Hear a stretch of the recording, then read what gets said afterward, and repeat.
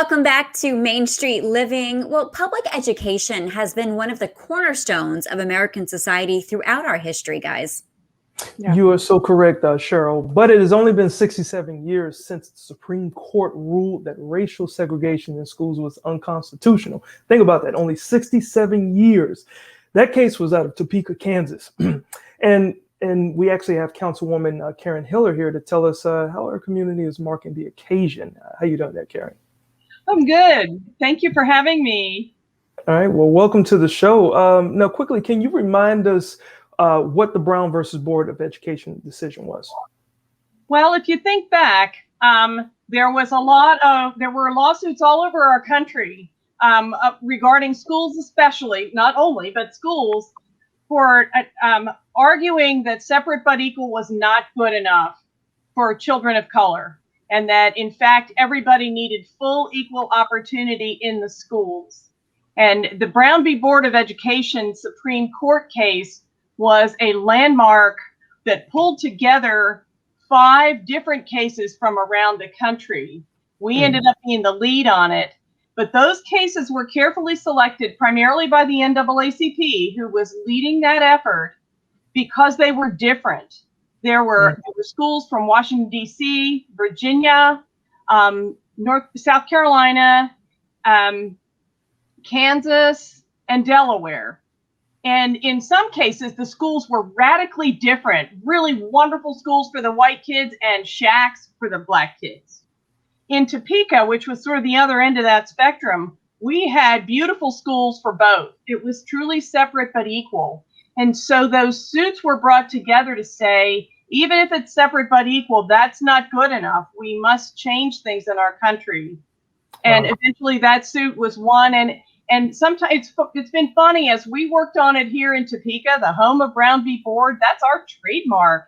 Yet people all over the world, it's a global beacon to the world. It changed the world. It changed more than education, and it changed the attitude and the process and the expectations all over the world. Yeah. And, a huge impact. And we're celebrating the 67th anniversary of that decision this month. Why do you think it's so important to keep remembering these kinds of milestones? Well, you have to look back to look forward, for one thing. And you also have to look back and look at not only where people were, but what were those dreams? What were they trying to do with this lawsuit? And as we started working on this actually in 2012, did big events for the 60th anniversary and a really big 11-day event for the 65th. And one of our hallmarks from that was, okay, it's been 65 years. How we doing? Yeah. Which, of course, was quite a conversation starter then. We had already planned to do annual smaller events, like I say, annually, and then bigger ones on the 5 years.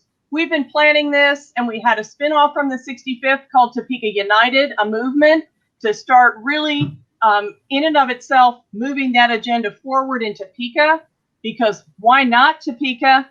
And then, of course, as we all know, 2020 happened in between and brought those issues. We thought maybe we'd been working, and the 65th really got a lot of public attention and got people much more engaged. We thought for the movement that came out of that we'd need to spend 2020 kind of still building the agenda, but 2020 took up on its own and got way ahead of all that.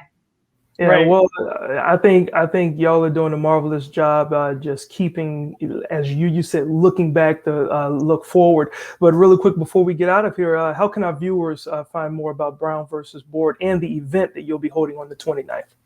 We are having a daytime outdoor free event from 10 to 3 on our downtown plaza, and it will include stories of the plaintiffs, some of the plaintiffs there, dance, poetry, music, and food, of course.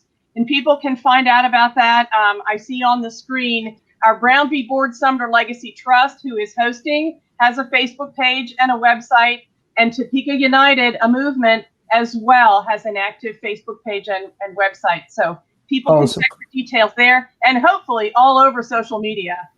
There you go. Awesome. Thank you so much. Thank you. Thanks so much, Councilwoman Karen Hiller, for joining us. Main Street Living. Stick with us. We have more coming up next.